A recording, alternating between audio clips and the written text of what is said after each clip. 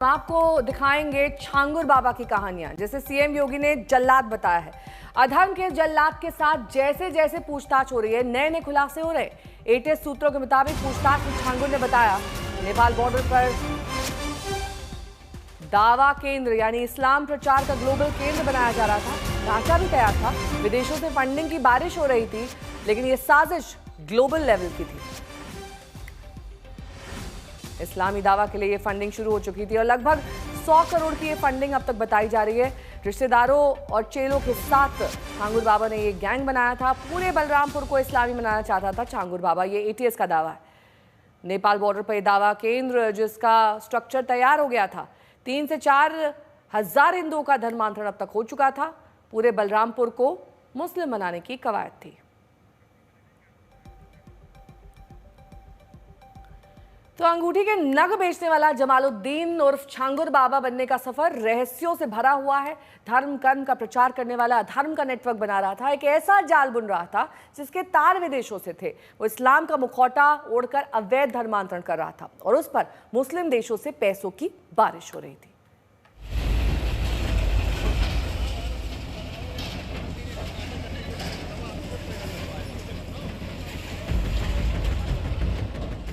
जैसे जैसे छांगुर बाबा की कोठी पर बुलडोजर एक्शन हो रहा है, वैसे वैसे बाबा की अधर्म वाली साजिश की परत भी खुलती जा रही है। यूपी के बलरामपुर में 5 बीघा में बनी रहस्य की कोठी से नए नए खुलासे हो रहे हैं। अब तक छांगुर बाबा को यूपी में धर्मांतरण का विलन बताया जा रहा था, लेकिन एटीएस के खुलासे में छांगुर बाबा की ग्लोबल साजिश भी सामने आ गई। छांगुर बाबा नेपाल बॉर्डर पर धर्मांतरण का बड़ा केंद्र बनाने जा रहा था। वो अवैध धर्मांतरण के अंतर्राष्ट्रीय सिंडिकेट का हिस्सा बन गया था। दुनिया भर से फंड आ रहे थे। खाड़ी देशों की कई संस्थानों में उसकी गहरी पैठ बन गई थी। छांगुर बाबा 7 दिनों की एटीएस रिमांड पर है। एटीएस लगातार छांगुर बाबा से पूछताछ कर रही है। पूछताछ से हुए खुलासों के मुताबिक छांगुर बाबा भारत नेपाल सीमा पर इस्लामी दावा केंद्र बनाने की तैयारी कर चुका था। दावा यानी इस्लाम का प्रचार, लेकिन असल मकसद था धर्मांतरण का अड्डा खड़ा करना। एटीएस सूत्रों के मुताबिक इसके लिए फंडिंग शुरू हो चुकी थी। फंडिंग के जरिए दावा केंद्र का ढांचा लगभग तैयार हो चुका था। बस धर्म बदलने का अधर्म शुरू होना बाकी था। इसके लिए छांगुर ने अपने रिश्तेदारों और शिष्यों के साथ मिलकर एक दावा गैंग खड़ा किया था। ये गैंग अलग अलग जगहों पर इस्लाम में धर्मांतरण के कार्यक्रम आयोजित कर रहा था। समाज विरोधी और राष्ट्र विरोधी कार्रवाई में लिप्त तत्वों के खिलाफ कैसे कार्रवाई हो रही है। बलरामपुर में आपने देखा होगा, एक जल्लाद को हम लोगों ने वहां पे भी गिरफ्तार किया है। कैसे वहां हिंदू बहन बेटियों के इज्जत के साथ खिलवाड़ करता था, पैसे में सौदेबाजी करता था। लेकिन अब ऐसे तत्वों के साथ सख्ती की जा रही है। हम समाज को भी टूटने नहीं देंगे, राष्ट्र विरोधी और समाज विरोधी तत्वों को भी चकनाचूर करके रहेंगे। एटीएस का दावा है कि छांगुर बाबा अब तक 3 से 4 हजार हिंदुओं को निशाना बना चुका था। इनमें 1500 से ज्यादा महिलाएं शामिल थी। इनमें ज्यादातर निसंतान, विधवा और परित्यक्ता महिलाएं थी। छांगुर बाबा का पहला शिकार बनी नीतू, जो अब नसरीन बन चुकी है, उसी के जरिए इस पूरे रैकेट को फैलाया गया। नसरीन के साथ छांगुर बाबा के रिश्तेदार और अनुयायी जगह जगह इस्लाम में धर्मांतरण के कार्यक्रम कराते थे। मामला तब सामने आया जब उसके कुछ रिश्तेदारों पर आजमगढ़ में भी मुकदमा दर्ज हुआ था। अब कई पीड़ित इंसाफ के लिए सामने आ रहे हैं। मेरे साथ धर्मांतरण, लव जिहाद, शोषण, ये सब कार्य किया गया है, जो कि गैंग का सरगना छांगुर पीर बाबा गिरफ्तार हो चुका है। मुझे बेहद खुशी है कि गैंग का सरगना गिरफ्तार हो चुका है, जिससे मैं आभार व्यक्त करती हूँ विश्व हिंदू रक्षा परिषद के अध्यक्ष गोपाल राय जी को, जिनके सहयोग से उसकी गिरफ्तारी हुई है। एसटीएफ की रिपोर्ट में तो यहाँ तक दावा है कि छांगुर बाबा पुलिस प्रशासन और एलआईयू के कई अफसरों को भी पैसे के दम पर अपने खेमे में कर चुका था। लखनऊ से संतोष शर्मा के साथ आशीष श्रीवास्तव, बलरामपुर आज तक। संतोष शर्मा मेरे सहयोगी जुड़ गए हैं इस वक्त तमाम जानकारी के साथ। संतोष, आप तो खुद वहां पर गए थे, आपने छांगुर बाबा का साम्राज्य देखा, इतना बड़ा उसका नेटवर्क था, कई लोगों के सहयोग से चल रहा था, तो प्रशासन और पुलिस को नहीं दिखाई दे रहा था।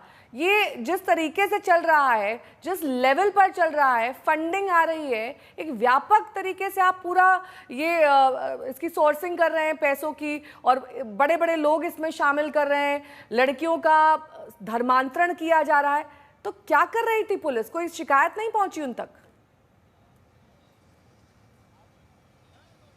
देखिए, शिकायत खूब पहुंची, खूब आवाज उठी और सबको सब कुछ पता था, लेकिन पता होने के बाद भी सबके सारे अफसरों की आंखों के सामने जो नोटों की गड्डियों की हरियाली थी उसके आगे वो सब धतराष्ट्र हो गए थे।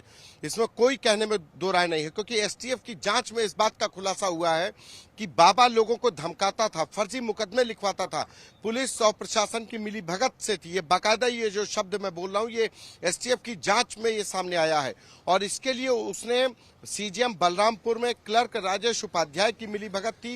राजेश उपाध्याय की पत्नी को वो अपनी बेशकीमती प्रॉपर्टी का शेयर होल्डर बना रखा था, यानी कि वो मदद करता था फर्जी मुकदमे दर्ज कराने में। तो कोई उसके खिलाफ अगर आवाज उठाता था तो उसको प्रताड़ित भी किया जाता था। पुलिस उतरौला थाना जो है वहां से करीब 1 किलोमीटर की दूरी पर है, बाबा के घर से, बाबा के घर से, जहां पर यह आज बुलडोजर चल रहा है, आज जहां मलबा हो चुका है। उतरौला पुलिस को सब कुछ जानकारी होती थी, अधिकारियों को जानकारी होती थी, लेकिन कहा जाता है कि किसी ने भी इस पर हाथ डालने की कोशिश नहीं की, क्योंकि बाबा जब भी कोई शिकायत गई तो उसने एक मोटी रकम अफसरों तक पहुंचा दी, और यही वजह है कि बाबा ने वहां पर ग्राम समाज की जमीन पर कब्जा करके करोड़ों की कोठी खड़ा की, तालाब को पाट करके उसने कब्जा किया, और कब्जा करने के बाद उसको अपनी करीबी नीतू रोहरा के नाम पर उस तालाब की जमीन को ट्रांसफर भी कर लिया, उनके नाम पर खरीद भी लिया। और इसकी बाकायदा उतरौला नगर पालिका के ईओ ने, यानी एग्जीक्यूटिव अधिकारी ने शिकायत भी की थी कि ये तालाब पाटा जा रहा है, इसका विरोध होना चाहिए ये, लेकिन किसी ने नहीं किया। एडीएम के द्वारा एक रिपोर्ट दी गई, लेकिन उतरौला नगर पालिका के द्वारा कार्रवाई नहीं की गई। तो ये सभी के सब कुछ जानकारी में था, लेकिन सारे लोग, प्रशासनिक अफसरों की इतनी बड़ी मिलीभगत थी जिसकी वजह से कोई कार्रवाई नहीं हुई। नवंबर 2024 में एसटीएफ ने एक विस्तृत रिपोर्ट देने के बाद एटीएस थाने में एफआईआर दर्ज हुई, तो गिरफ्तार हुए सिर्फ छांगुर बाबा का बेटा और नवीन रोहरा उर्फ जमालुद्दीन। 8 महीने तक यूपी एटीएस भी कुछ नहीं करती रही, लेकिन 8 महीने बाद जब अचानक से ये जो हिंदू संगठन के द्वारा घर वापसी का कार्यक्रम किया गया, उसके सुर्खियां बनाई गई, छांगुर बाबा चर्चा में आया, तो एटीएस को भी होश आया कि छांगुर बाबा की जांच हमारे पास है। जहां से शुरू हुआ था वहां जो जगह थी उसका जायजा लिया हमारे संवाददाता ने। देखिए ग्राउंड रिपोर्ट। बलरामपुर में जिस तरीके से छांगुर बाबा की जो कोठी है वो यहाँ पर मौजूद है, आज बुलडोजर जरूर चल रहा है, लेकिन हम आपको दिखाते हैं छांगुर बाबा जिस मजार पर रहता था, यानी कि जो चांद बाबा की मजार है वो आप देख सकते हैं, वो यहाँ पर मौजूद है। यहीं पर छांगुर बाबा ने अपनी शुरुआत की थी और वहीं पर सबसे पहले वो आया था और अंगूठी बेचने का काम करता था। इसी टीले के नीचे वह बैठता था और यहीं पर लोगों के संपर्क में आया था। आज भी अगर हम आपको दिखाएं तस्वीरों में, इस पर रंगाई पुताई का काम चल रहा है। हालांकि बताया गया है कि ये जो गुम्बद है, ये जो मजार है, यहाँ पर ये कुछ कमेटी के लोगों को, जिसको ये छांगुर जो बाबा है वो चंदा देता था एक तरीके से, और इसको निर्माण करने के लिए भी पूरी तरीके से आगे आया था। और आज भले ही वो गिरफ्तार हो गया, लेकिन आज भी इस जो मजार है, जो चांद मियाँ की बोलते हैं, चांद बाबा की, यहाँ पर आज भी काम चल रहा है, इसकी रंगाई पुताई का काम चल रहा है। और एक तरफ रंगाई पुताई का काम चल रहा है तो दूसरी तरफ आप देखेंगे कि जो छांगुर बाबा है उसके जो आलिशान जो कोठी थी उस पर बुलडोजर की कार्रवाई की जा रही है। तो ये तो साफ है कि ये तस्वीरें जो हम आपको एक्सक्लूसिव दिखा रहे हैं कि किस तरीके से वो जो मजार, जहां पर चांद मियाँ की मजार बोलते हैं, चांद बाबा की मजार बोलते हैं, वहां पर इसने शुरुआत की और आज भी वहां पर रंगाई पुताई का काम चल रहा है, जिसका फंड वो खुद से देता था, उस कमेटी में देता था, क्योंकि वहां पर बैठता था और वहीं से ये बलरामपुर लोगों के टच में आया था, उतरौला के। और यही वजह है कि आज पुलिस के जरूर गिरफ्त में है, लेकिन उसका दिया हुआ चंदा आज भी इन मजारों पर चल रहा है।